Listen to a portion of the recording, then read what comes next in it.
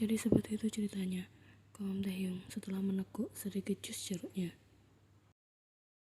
Hyen mengangguk lesu. Aku marah tapi aku tidak bisa membiarkan suamiku mati begitu saja. Setidaknya dia harus mengungkapkan fakta sebenarnya padaku terlebih dahulu. Tapi sepertinya aku akan merasa sangat kecewa pada Yoon Gyeopa jika semua yang diucapkan oleh Sana adalah kenyataan sebenarnya, ucap Hyen. Jika itu benar, itu adalah bagian dari masa lalu suamimu, dan aku rasa ia punya hak untuk tidak menceritakannya, tanggap Taehyung. Lalu bagaimana dengan aku? Aku sangat mencintai dia sampai rela berkorban sejauh ini. Dia selalu mengatakan jika Sana hanyalah anak dari ayah angkatnya, dan mereka tidak dekat sama sekali. Aku sangat mencintainya hingga mempercayai semua kata-kata yang keluar dari bibirnya, tapi dia justru membohongiku, balasnya dengan perasaan terluka. Seandainya dia berkata jujur sejak awal, aku mungkin masih bisa mengerti dan menerima. Lanjut Hyen. Untuk saat ini sebaiknya kau buang jauh-jauh terlebih dahulu pikiran itu, karena percuma saja. Suamimu bahkan belum sadarkan diri. Aku hanya tidak mau kau jadi lelah karena emosimu sendiri, ucap Taehyung mencoba memberi nasihat. Aku sudah meminta Yewon untuk membantumu mentransfer uangnya. Sepertinya juga sudah diterima dengan baik oleh keluarga Minato Zaki. Hyen mengangguk pelan sebagai jawaban. Terima kasih karena masih mau memberikan bantuan ini padaku. Jika bukan ke orangnya, aku tidak tahu harus meminta tolong pada siapa lagi. Kau tidak marah? Kali ini aku terkesan menganggap tubuhmu seharga 4 miliar won, tanya Taehyung. Tidak, karena aku menyadari di dunia ini tidak ada hal yang gratis, jawab Hyen. Selesai sarapan bersama, Taehyung bermaksud mengantarkan Hyen kembali ke rumah sakit, namun gadis itu menolak. Selain keras kepala, sepertinya ada satu lagi sifat Jungwon yang diturunkan pada Hyen, yaitu mudah terhasut oleh ucapan orang lain. Sebenarnya tidak masalah bagi Hyen yang ingin berada di kediaman Kim Saren ini. Taehyung hanya takut dia mulai terbiasa akan kehadiran gadis itu, yang kemudian rasa itu secara perlahan berubah menjadi ingin memiliki seutuhnya. Tuan Kim, apa kabar? Lama tidak bertemu. Shin Jungwon mengulurkan tangannya yang segera Taehyung sambut jabatan tangan tersebut. Baik Tuan Shin, Anda sendiri bagaimana kabarnya? Balas Taehyung saat mereka tak sengaja bertemu di sebuah perusahaan yang akan menjalin sebuah kerjasama dengan keduanya. Kabarku juga baik-baik saja, ucap Jungwon. Ayah, aku dengar kau sudah bertemu dengannya secara tidak sengaja. Anak itu bahkan sudah banyak merepotkanmu. Taehyung menggeleng sebagai jawaban. Aku tidak merasa direpotkan sama sekali. Lagi pula dia tidak mendapatkan bantuan itu secara cuma-cuma. Sindiran bekerja padaku karena seseorang telah menghambatnya untuk mencari pekerjaan di luar sana, sindirnya. Itu adalah salah satu bentuk hukuman yang harus dia terima, karena sudah membangkang pada orang tuanya. Aku hanya ingin mendidiknya, tidak lebih dari itu, ucap Jungwon. Mendidik, aku rasa kata itu kurang tepat, karena yang aku dengar dari beberapa sumber, kau sudah mencoret nama putrimu dari daftar keluarga. Aku tidak akan melakukannya jika dia mau menuruti ucapanku untuk melakukan perjodohan denganmu kala itu, balas Jungwon membela diri. Tuan Shin, Anda tidak bisa memaksakan perasaan seseorang. Putri Anda sudah menentukan pilihannya sendiri. Tetapi lelaki itu sangat tidak sepadan dengan keluarga kami. Dia berasal dari kaum rendahan. Apa Anda sudah menyelidikinya lebih dalam tentang latar belakang Min Jungi? Dia tidak serendah itu. Jika Anda mau merangkulnya, tidak menutup kemungkinan suatu hari nanti Yoongi bisa menjadi pembisnis sehebat Anda, ucap Taehyung. Keluarga Minato Zaki bahkan sudah menggadang-gadang Yoongi akan menjadi penerus perusahaan mereka jika saat itu Yoongi menikah dengan anak perempuan Tuan Minato Zaki. Namun ternyata mereka tidak berjodoh. Jungwon terdiam. Selama ini dia memang tidak mencari detail latar belakang tentang Yoongi, karena pertama kali mendengar nama Yoongi saja sudah terasa tidak familiar dan ia tidak tertarik. Jungwon hanya ingin Hyen menikah dengan seseorang yang telah memiliki pamor dan terkenal di kalangan para pembisnis. Itu sebabnya Jungwon hendak menjodohkan Hyen dengan Taehyung. Aku tidak akan peduli dengan hal itu. Sehebat-hebatnya Min Jungi, dia hanyalah seorang pemula yang masih harus banyak diasah. Aku hanya ingin memiliki seorang menantu yang nyambung denganku saat membicarakan soal bisnis seperti kau. Aku dengar dari orang-orangku yang sering keluar masuk ke kediamanmu. Aku berharap kau bisa menerima putriku dengan baik. Lambat laun, mungkin kalian akan saling jatuh cinta, ucap Jungwon penuh harap. Itu Itu bahkan tidak ada urusannya dengan Anda, Tuan Sin. Lagi pula Sin Yen, dia bukan Sin, melainkan Min Yen, sudah tidak Anda anggap sebagai bagian dari keluarga lagi.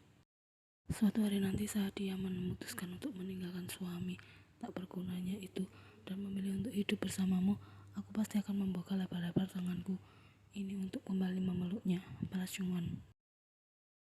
Taehyung sudah tertawa ringan di sana. Ini sangat lucu. Aku baru tahu jika Anda memiliki hobi menjilat ludah sendiri, ucapnya sebelum pergi meninggalkan Chungwan di sana. Maaf, aku pergi tanpa berpamitan padamu. Aku sudah dalam perjalanan menuju rumah sakit sekarang. Taehyung tersenyum setelah membaca pesan yang Yen kirimkan sesaat setelah dia sampai di kediaman Kim. Sudah aku duga, dia tidak akan sanggup pergi meninggalkan suaminya terlalu lama, apalagi sampai marah padanya. Keban Taehyung sendirian. Sementara Yen saat ini tengah menunggu seorang apoteker membawakan pesanan Yen yang berupa obat penunda kehamilan. Setelah mendapatkannya, Yen bergegas pergi ke rumah sakit. Saat itu seorang suster baru saja datang dan meminta izin untuk menyeka tubuh Yonggi. Yen segera mengambil alih, mengatakan dia yang akan melakukannya sendiri. Cepatlah bangun, Opa. Aku butuh penjelasanmu. Koman Yen sembari mengusap punggung tangan Yonggi yang terdapat luka lecet di sana dengan sebuah handuk basah. Luka itu belum mengering sepenuhnya. Aku akan mencoba menerima kenyataan yang akan Opa ungkapkan. Sekalipun itu cukup menyakitkan untuk aku dengar. Asalkan Opa tidak mencoba untuk berbohong padaku lagi, aku pasti bisa memaafkan semua kesalahan Opa. Kau akan menginap di rumah sakit malam ini? Sebuah pesan dari Taehyung segera Yen terima sesaat setelah dia selesai membasuh tubuh Yonggi. Aku harus menjaga suamiku, balas Yen kemudian. Jika malam ini Taehyung memintanya datang, Yen akan menolaknya dengan berbagai alasan. Sekalipun tubuhnya telah kotor oleh sentuhan lelaki lain yang bukan suaminya, Yen tetap berusaha menjaga jarak demi harga diri Yonggi. Baiklah, jangan lupa makan malam dan datanglah ke kediaman Kim saat kau sudah tidak sibuk. Untung saja Taehyung tidak memintanya datang malam ini, bahkan dia tidak memaksa Yen kembali secepatnya. Dan kalimat agar Yen tidak lupa makan adalah bentuk dari sebuah perhatian yang membuat perasaan Yen menghangat. Selain sifat lelaki itu yang hobi meniduri istri orang, Yen sangat bersyukur bisa bertemu dengan Taehyung. Di mata Yen, Taehyung hanya memiliki satu kekurangan, namun kelebihan lelaki itu justru berlimpah luas. Sudah seminggu ini Yen tidak datang menemui Taehyung. Lelaki itu tampaknya juga tak masalah. Dia hanya sesekali menanyakan kabar Yen, perkembangan kondisi Yonggi, atau sekedar mengingatkan Yen untuk tidak lupa makan. Sebenarnya ada rasa tak enak dalam benak Yen karena dia sudah memperlakukan Taehyung seolah tengah menghindarinya. Itu sebabnya pagi ini Yen datang dengan membawa beberapa makanan yang dia beli dalam perjalanan menuju ke kediaman Kim. Yen sengaja datang di jam saat Taehyung sudah berangkat bekerja. Sesamanya di sana Yen disambut oleh Yewon. Kau masih ada di sini? Tanya Yen heran karena Yewon ini sudah seperti ekor Taehyung yang akan ikut kemanapun Taehyung pergi. Iya, kami bekerja dari rumah hari ini. Silakan masuk, ucap Yewon mempersilahkan. Jadi Kim Taehyung sekarang ada di dalam rumah? Tanya gadis itu dengan hati-hati. Ada, kau ingin bertemu dengannya? Akan aku sampaikan. Tidak perlu, aku hanya berniat mengantarkan ini padanya. Ia dengan segera menyodorkan bawaannya pada Yewon. Kau kemari hanya untuk mengantarkan ini? Tanya Yewon heran. Iya, hanya untuk itu, tidak lebih, jawab Yen. Yewon tampak tersenyum maklum. Dia tahu saat ini Yen tengah berusaha untuk menghindari bosnya. Mampirlah sebentar. Tidak perlu Yewon, aku masih ada urusan, telah Yen dengan segera. Benar-benar tidak bisa ya? Iya, aku harus segera kembali ke rumah sakit. Yewon sudah mengolah nafas panjang di sana. Padahal dari kemarin Tuan Kim sudah menantikan kedatanganmu. Tolong sampaikan saja salamku padanya. Baiklah, aku pikir jika dia bisa melihatmu sebentar saja, maka sakitnya bisa segera sembuh. Gumam Yewon, yang tahu ucapannya ini akan memancing perhatian Yen. Kim Taehyung sakit? Yewon mengangguk. Sudah lebih dari 3 hari. Tapi dia tidak bilang apa-apa saat mengirim pesan padaku. Dia kelihatannya baik-baik saja. Tuan Kim sengaja tidak memberitahumu karena khawatir akan mengganggu waktumu bersama dengan suamimu, balas Yewon. Yewon tampak menimbang dalam hati sebelum akhirnya ia kembali menatap Yewon di sana. Kalau begitu aku mau lihat keadaan Kim Taehyung sebentar. Senyum Hewan segera mengembang. Silakan masuk, undangnya mengiringi langkah YN menuju kamar Taehyung di lantai 2.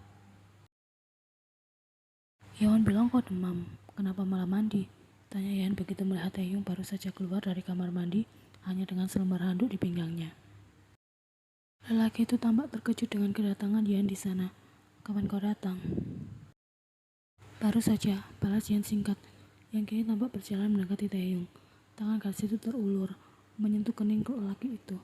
Padamu masih demam, mengapa nekat mandi? Taehyung sudah menangkap tangan Yeon di sana. Aku banyak berkeringat di malam hari, jadi merasa risih. Ucapnya yang kemudian mencium dan menghirup telapak tangan gadis yang telah ia rindukan. Bisa menebak dengan baik jika Yeon menggunakan hand cream dengan aroma peach yang menyegarkan. Seperti biasa Yeona, kau wangi. Yeon segera menarik tangannya dari jangkauan Taehyung. Ia harus menjaga jarak, tak boleh terbuai oleh ucapan manis lelaki itu. Kau harus sarapan kemudian minum obat dan istirahat. Jangan mandi lagi nanti sore ataupun malam, kecuali kau tidak ingin segera sembuh. Apa sakit begini terasa menyenangkan bagimu? Taehyung hanya tersenyum mendengar ocehan Yeon. Tidak perlu sarapan dan minum obat, karena seluruh asupan nutrisi, obat, vitamin, serta imun boosterku sudah datang kemari. Aku menginginkanmu Yeona, aku merindukan sentuhanmu, balas Taehyung. Sebaiknya kau tunda dulu keinginanmu itu.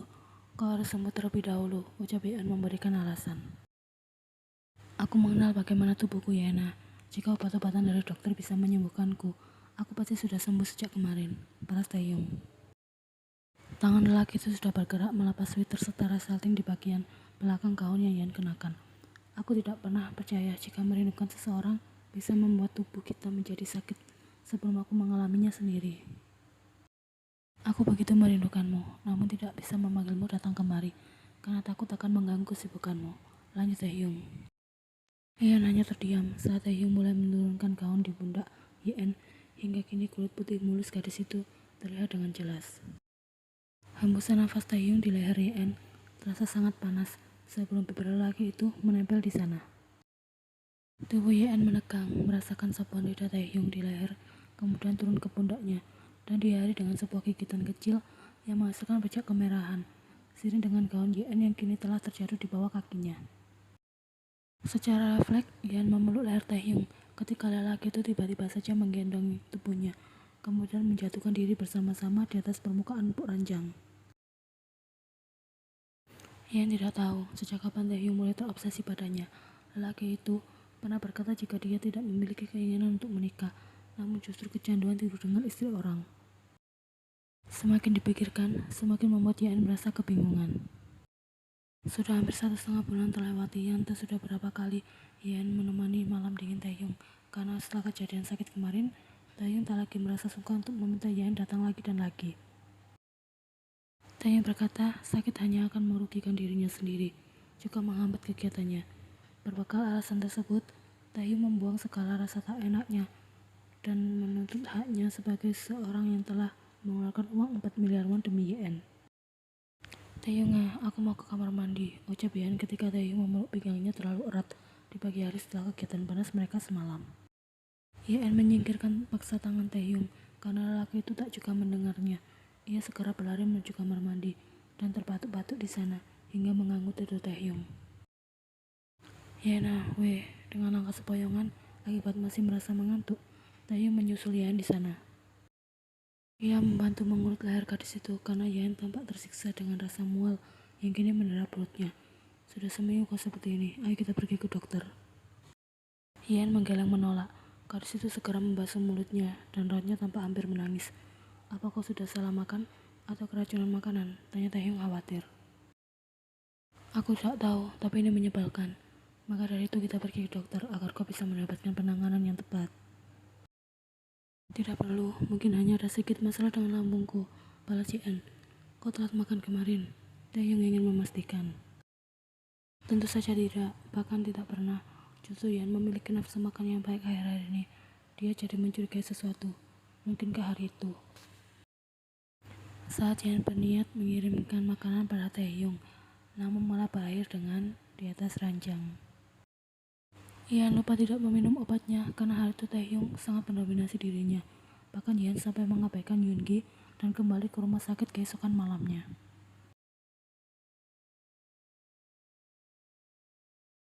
Aku akan kembali ke rumah sakit sekarang, ucap Yan. Buru-buru sekali, kita sarapan bersama terlebih dahulu. Kali ini saja, biarkan aku pergi lebih awal. Aku harus melihat suamiku. Taehyung bersejak kesal sebelum akhirnya mengangguk dengan setengah tak rela. Aku akan meminta supirku untuk mengantarmu. Yan menjawab dengan anggukan.